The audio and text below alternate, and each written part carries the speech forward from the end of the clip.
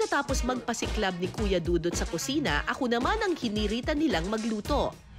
O ayan, sabi niyo magluluto, di magluto. Eto na yun. Si Kuya Dudut, nagluto na ng kanyang hito curry, pero hindi papatalo si Miss Cara. Ano po bang recipe ang isi-share niyo? So magluluto ako ng kalyos, hindi ko to recipe, natutuhan ko lang to sa eskwelahan.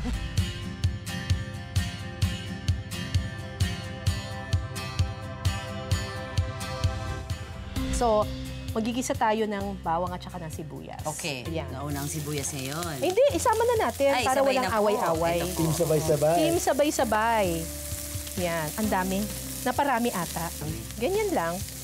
Tapos na. Hindi, itong kalyos, niluluto ko ito. Kasi natatandaan ko, nung nag-aral ako, basic lang naman na culinary.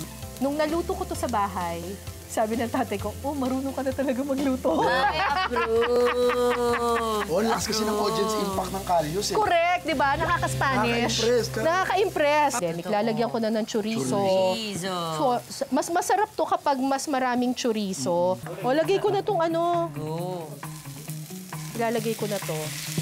Ang ating tuwalya. Tuwalya. Lalagyan ko lang ng paprika. Oh. Lalagyan ko ng tomato paste. Okay. Kailangan natin paste. itong lutuin eh. Yung Oo. tomato paste. Ang fast. Ayan. Kaya lagyan natin ng tomato paste. Ano po susunod? Oh, bell pepper. Ako Okay, nakalimutan ko yung bell pepper. Garbanzos. Hindi, sa huli ko nalalagay. Lagay ko muna yung ano, sabaw-sabaw. Ito ay yung beef stock. Wow, pinagpakuluan. Pinagpakuluan. Ayan. Paano hindi maapektuhan yung ibang aspects ng life niyo na pag nag-cover kayo ng story, paano niyo nare-release pag na-affect kayo? Unang-una, umiiyak din ako. Iniiyak. Nalulungkot din ako, umiiyak din ako. Hindi nyo lang nakikita sa TV. Okay. 'Di ba? Ayaw niyo din po ipakita yun? Ay, ayoko. Ayaw niyo. Ayoko. Kasi nga, Bakit? Bakit pa? it's not about you. Oo. Bakit ko kailangang ipakita? Storyteller. You're the storyteller. You're not the story. Oo. Ganda nun. Correct. O, lalagyan ko na ng ano ha, ng garbanzos. Okay. Yan. Chickpea. Yung word na compassion, palagi natin siyang ine-equate with sympathy or awa. Akala natin yung malasakit pareho ng naawa ka. Hindi. Iba yon, iba yon. Yung malasakit, kapag dinisect mo yung word na malasakit, yung ibig sabihin niya, di ba dalawa siya?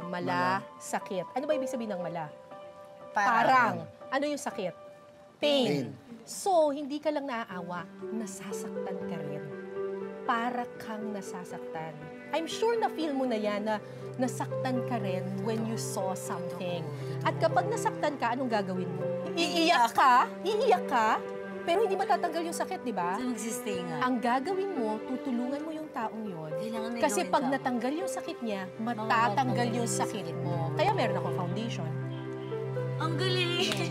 Kaya yung foundation ko, Project Malasakit. Kasi Ay, pina-project ko lang yung sarili ko. Kasi Ay, wow. ito yung mga taong nagkaroon ako talaga ng pain when I got to know them. And kailangan ko ma-release yung pain na yon. So, gumawa ko ng paraan para matulungan yung mga bata yun. Ang galing, Miss Cara. Kamusta po ang ating kalis? Para feeling ko, okay na. Wow, ang bilis. Asado na? Patikim po natin ulit kay Daddy. Ikaw nga. Ikaw nga. Kay Papa Dudu. Parang maasim eh.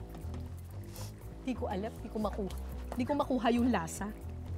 Ano kay Dudu? Parang maasim. Ano? OA talaga nito. Ang sarap.